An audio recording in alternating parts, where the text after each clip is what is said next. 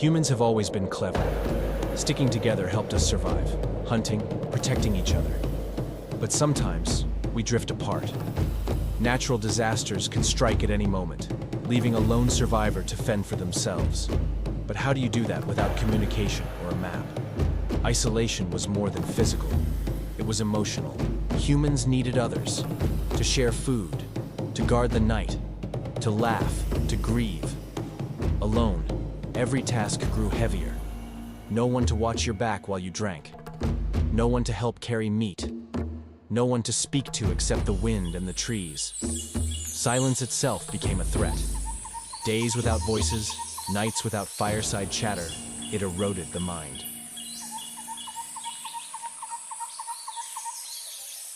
The world of our lone traveler was beautiful and brutal.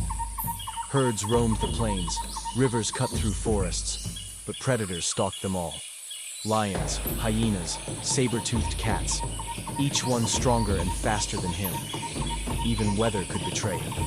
Sudden storms, freezing nights, sweltering heat. And unlike when he lived in a group, he had no scouts or sentries. He was his own lookout, his own protector, his own tribe of one. Imagine trying to sleep with one eye open. He actually had to. Perhaps the greatest danger wasn't from animals at all, but from other humans. Different groups competed for hunting grounds, water, and shelter. Meeting strangers alone rarely meant a friendly chat. It could mean robbery, enslavement, or worse. A lone man without allies was vulnerable, easy prey for rival bands. He had to choose carefully, hide when he saw others, or approach in hope of mercy. Every decision could be the wrong one.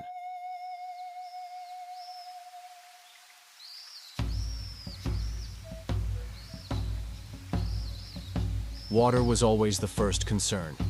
Our traveler followed game trails, watched the flight of birds, listened for streams. Yet waterholes weren't safe.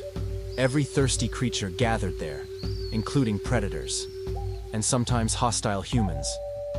So he learned tricks, digging shallow wells in dry beds, drinking cautiously from smaller pools. Every sip could be life-saving, or deadly.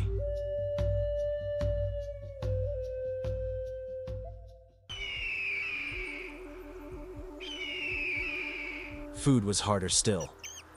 Hunting alone meant small prey, rabbits, birds, reptiles, fish, sometimes scavenging from a predator's leftovers. Fire-hardened spears, sharpened stones, even simple snares became his arsenal. He foraged constantly. Berries, nuts, roots, insects.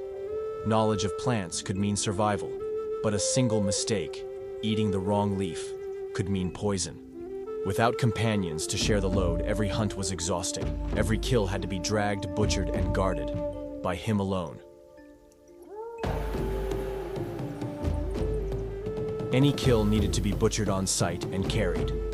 This also drew a risk of attracting predators. The smell of raw meat was easy for predators to detect on the wind. Night was the most dangerous time. Darkness hid the approach of predators and enemies.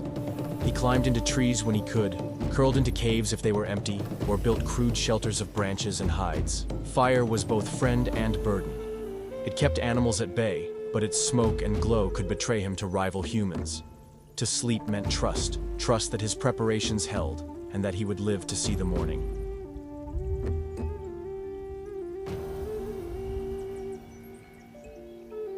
Survival was more than spears and fire. It was also a battle inside his mind. Loneliness gnawed at him. Without laughter, without touch, without the strength of a group, his spirit weakened.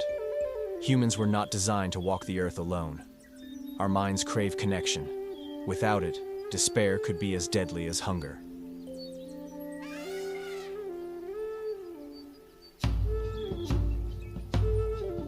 And yet, isolation wasn't always the end. A lone man could find a way back. Sometimes he stumbled across another band, strangers who chose kindness over violence. Sometimes he met a lone wanderer, and together they formed a pair, the start of something new. To survive alone was a trial. To survive long enough to find others, that was triumph. Our traveler's story may end not in silence, but in voices. Shared fires, shared hunts, shared lives. And let's face it, two people looking for berries always beat one, especially when the other person knows which ones won't kill you.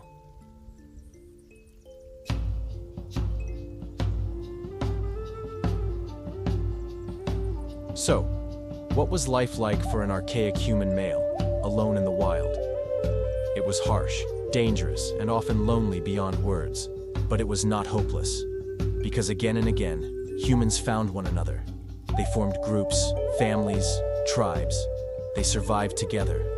And that simple truth, that survival was best when shared, is why we are here today. Not alone, but connected. Still telling stories around the fire. Even if that fire is now a glowing screen. Thank you for joining us on this journey. Don't forget to like and subscribe.